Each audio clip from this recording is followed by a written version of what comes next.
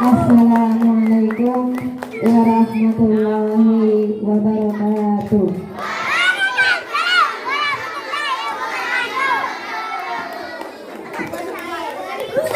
Bisa ya? Bobo anak soleh. Yang duduknya masih berserakan berarti bukan anak soleh ya. Alhamdulillah wa syukrulillah ala ni'matillah wa la hawla wa la quwwata illa billah wassalatu wassalamu ala sayyidil mursalin sayyidina wa maulana Muhammadin Yang terhormat kepada Bapak Kepala Sekolah SDN 008 beserta majelis guru, anak-anak ibu yang ibu sayangi. Bersyukur kita kepada Allah Subhanahu wa Ta'ala dengan ucapan Alhamdulillahirabbil alamin, karena pada pagi hari ini kita masih diberi banyak kenikmatan berupa kesehatan, berupa nikmat iman, nikmat Islam, sehingga pada pagi hari ini kita masih bisa melaksanakan rukun Islam yang kelima,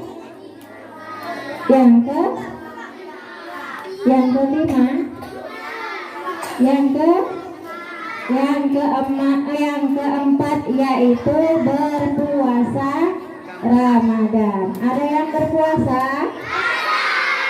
Yang tidak berpuasa ada? Pagi hari tadi siapa yang tidak sholat subuh? Sedang tidak sholat subuh? Sholat adalah tiang agama. Siapa yang mendirikannya maka sama dia dengan mendirikan agama. Siapa yang meninggalkan sholat sama dengan dia meruntuhkan agama. Kedua kalinya salawat beriring salam mudah-mudahan tetap tercurah kepada beliau Nabiyana wa Habibana Muhammad sallallahu alaihi wasallam. Bisa dia? Karena beliaulah pada saat ini kita bisa menikmati hidup sebagai seorang manusia yang dimanusiakan. Karena sebelum datangnya Rasulullah, manusia itu tidak semua manusia diperlakukan seperti manusia. Ada manusia yang diperlakukan seperti binatang. Dengan datangnya Rasulullah, semua manusia diperlakukan seperti manusia sebagai layaknya manusia. Bapak, Ibu serta anak-anakku sekalian yang berbahagia, di sini Ibu mau memberi judul yaitu puasa sebagai pengekang hawa nafsu. Manusia diciptakan, diberi akal, diberi nafsu. Malaikat diciptakan hanya diberi akal.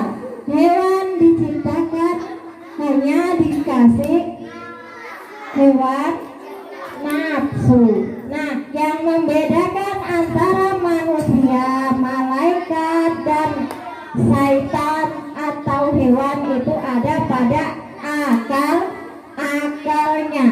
Kalau manusia bisa menggunakan akalnya, maka status dia lebih mulia daripada malaikat. Kalau dia tidak bisa menggunakan akalnya, ulaika kal an'am, tidak lebih seperti binatang. Nauzubillah. Anak-anak ibu yang ibu sayangi, kenapa Allah menyuruh kita untuk berpuasa? Kenapa? Ada kisahnya. Allah butuh pengakuan dari nafsu. Pada suatu hari Allah menanya kepada nafsu, man ana wa man anta. Apa artinya? Nafsu dipanggil di hadapan Allah, ditanya sama Allah, man ana wa man anta. Artinya siapa saya dan siapakah kamu? Apa jawab sang nafsu? Saya adalah saya dan kamu adalah kamu. Allah marah. Kemudian nafsu dihukum sama Allah, dibakar di dalam neraka jahanam selama 1000 tahun. Maksudnya setelah dibakar selama 1000 tahun dinaikkan supaya nafsu mengakui bahwa Allah adalah Tuhannya dan dia sebagai hamba. Tetapi selama 1000 tahun nafsu dibakar di dalam neraka jahanam, dinaikkan sama Allah, ditanya lagi, man ana wa man anta. Tetapi apa jawabannya? Tetap sama, ana wa anta. Saya adalah saya dan kamu adalah kamu. Padahal maksud Allah supaya mengakui bahwa Allah adalah sebagai Tuhannya. Kemudian si nafsu dihukum lagi sama Allah, dimasukkan ke dalam neraka wel. Tahu neraka wel? Neraka paling dingin selama 1000 tahun lagi.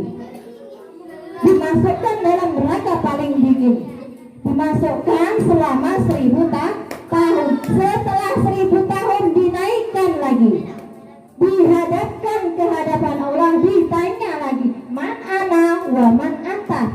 Jawabannya nafsu apa? Sudah mengakui kalau Allah sebagai Tuhannya? Belum. Masih dengan jawaban yang sama, ana wa anta. Saya adalah saya dan kamu adalah kamu.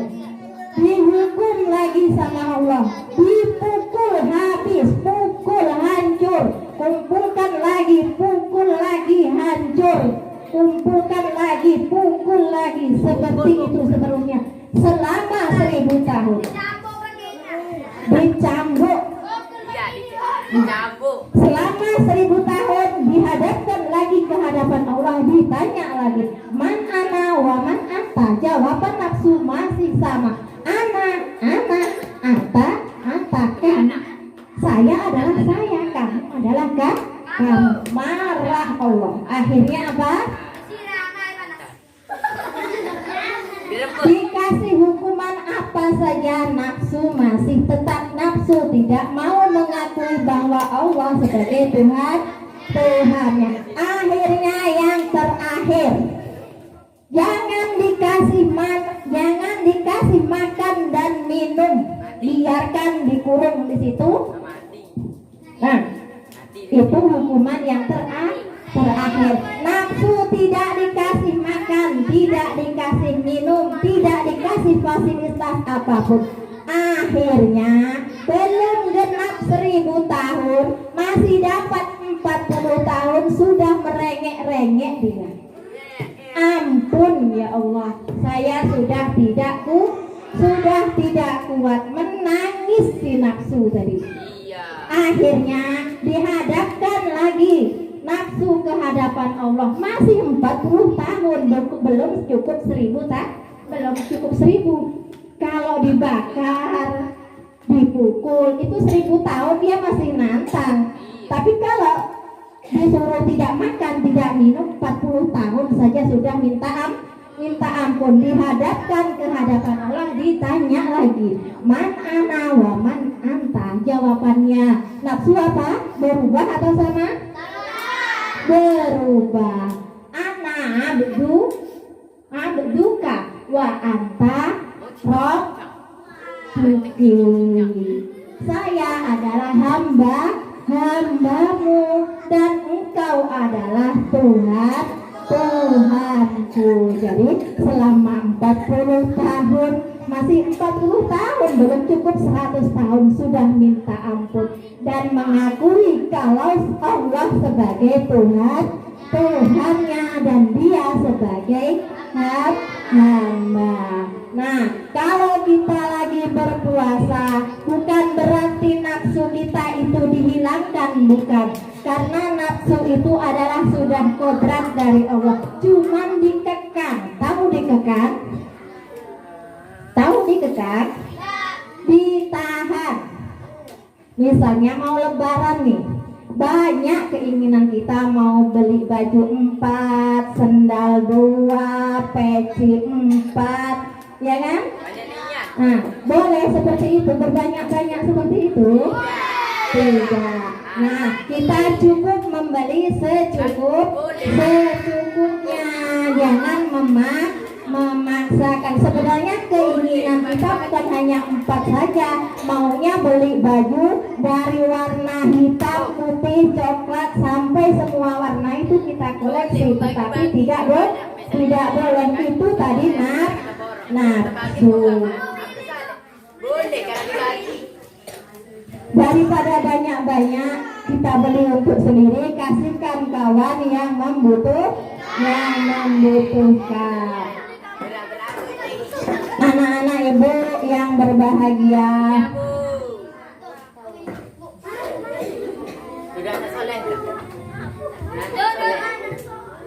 diam. Nah, itu tadi.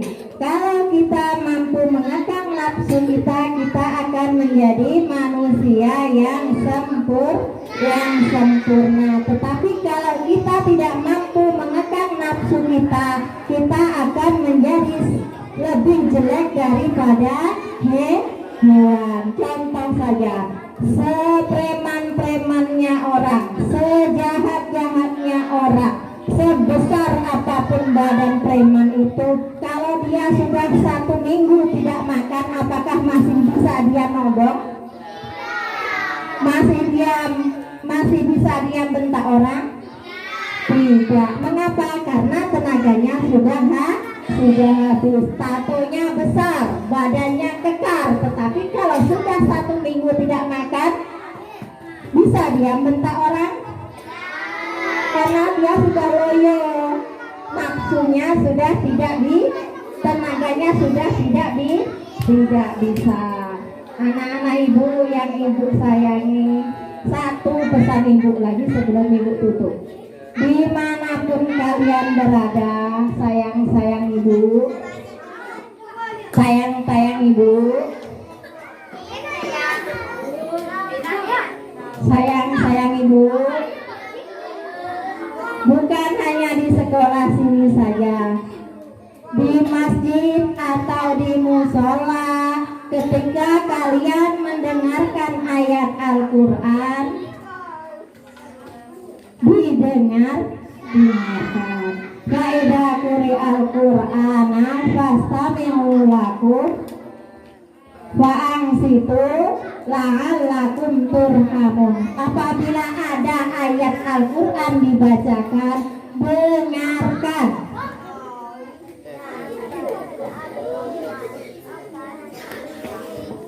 Kemudian diamlah, mudah-mudahan kalian mendapat rahmat. Jadi apabila ada ayat Al-Quran dibacakan, kalau misalnya kalian belum lancar membacanya, diam, dengarkan, resapi. Insya Allah mudah-mudahan atas izin Allah kamu bisa lancar membacanya dengan berkat mendengarkan.